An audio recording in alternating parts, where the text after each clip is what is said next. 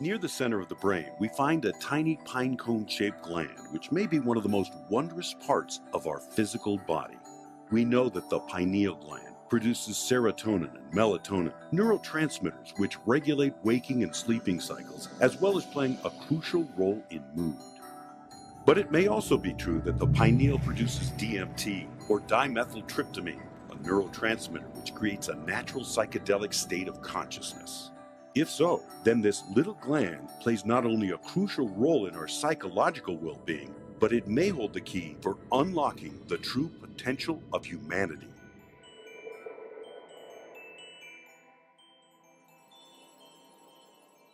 In this gland, there is floating water, a reservoir of water, with crystals that actually have piezoelectric properties. There's also another thing called piezoluminescence.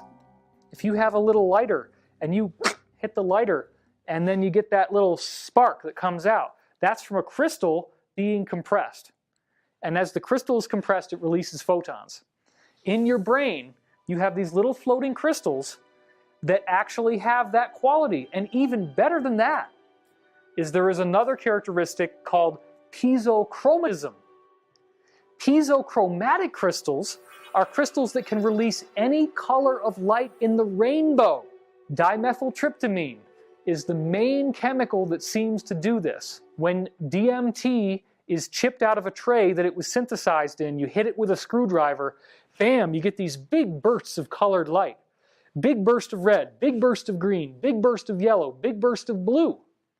Well, you have these little crystals floating in your brain. DMT is this, dimethyltryptamine. It's what the theory is that it's what's released by the pineal gland that gives us these elevated states of insight. Maybe DMT is the lens of our pineal gland, allowing us to see wider areas of reality than are normally accessible to our senses. You remember that image of like a Buddha with the halo?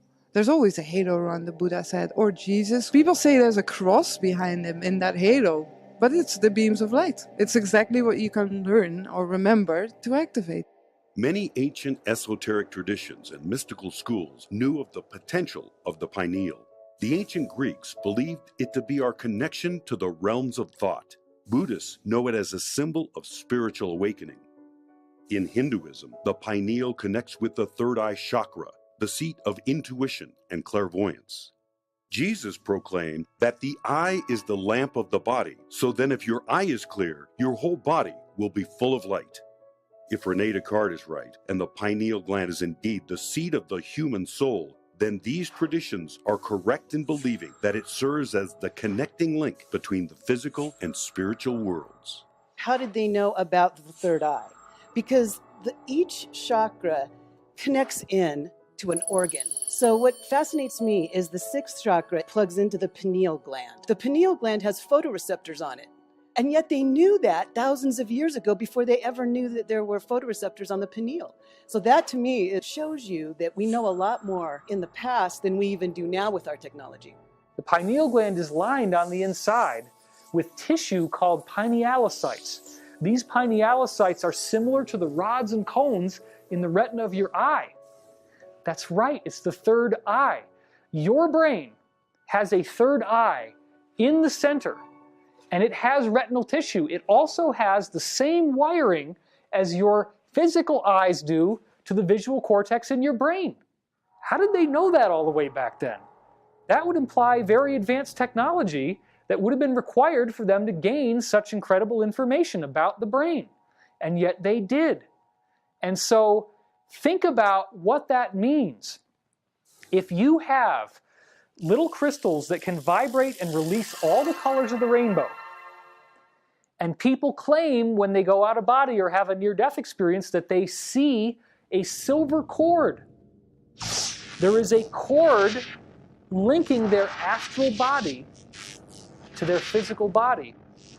Indeed, it appears that the pineal gland is our connection to higher dimensions, giving us access to the psychic and spiritual realms.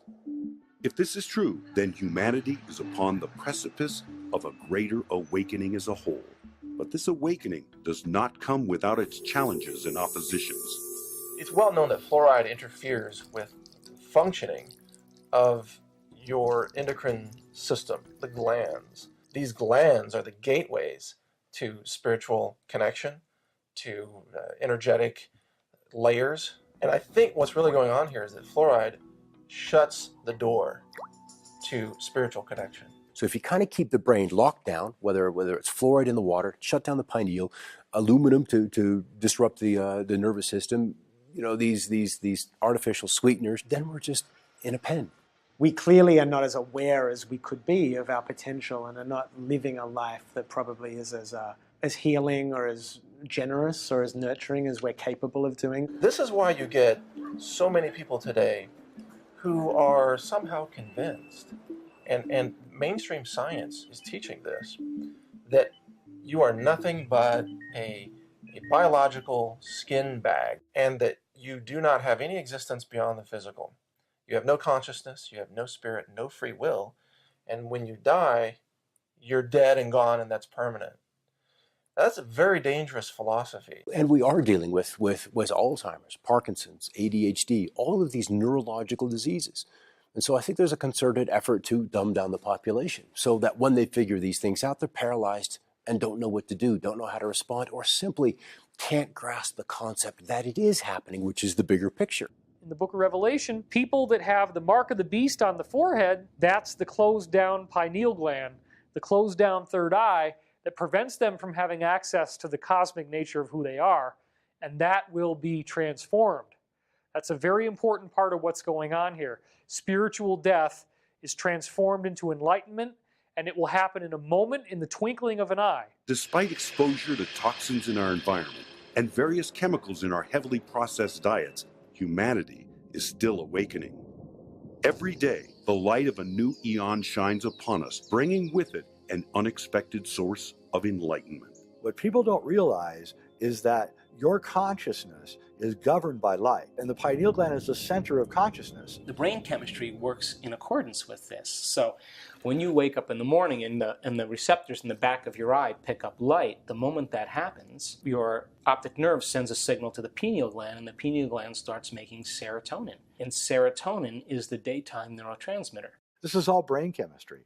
Light hits your eyes, hits the pineal gland, changes chemicals inside your brain. Serotonin suddenly erupts in your brain. You get happy. That's all part of consciousness, and it's all guided by the sun. The energy of the Earth is higher than it was in 2012, and it will continue to increase. All of the solar storms that are bombarding our Earth has been proven to create psychoactive experience. And so the color of light changes your consciousness. And if the sun is changing, then it's possible that our consciousness is changing. And it's all, I believe, part of this greater awakening that we're going through at this time. This pineal gland activation, you could call it that. You could call it the coming golden age. You could call it the energetic shift that we're going through at this time. It could be that the changing nature of the sun over the last 20 years is what's causing the great awakening that's happening. I take the same data that the universities have garnered and draw a different conclusion. Their conclusion may be that an anionic ratio change creates hallucinations. Therefore, the hallucinations are not real. I take those studies and say that the anionic ratio change opens doors within the pineal and allows us to have multi-dimensional experiences. Knowing that the pineal gland plays a key role to our spiritual evolution, we must undertake the noble effort to make sure our third eye stays open so that we stay connected with the higher realms of being.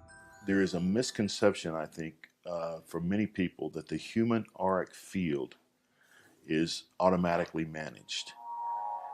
It is not. It requires maintenance.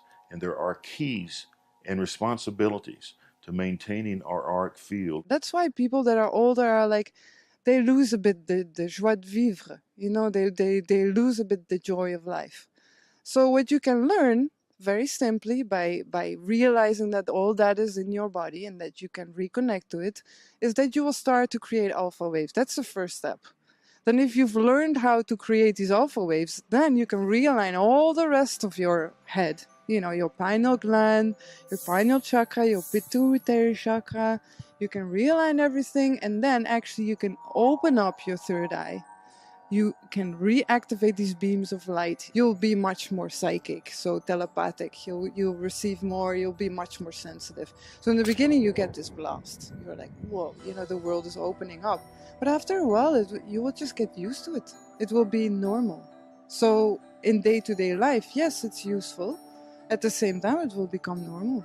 For the first time in history, humanity as a whole is being presented with the opportunity to unlock the dormant potential that's swirling inside each of us.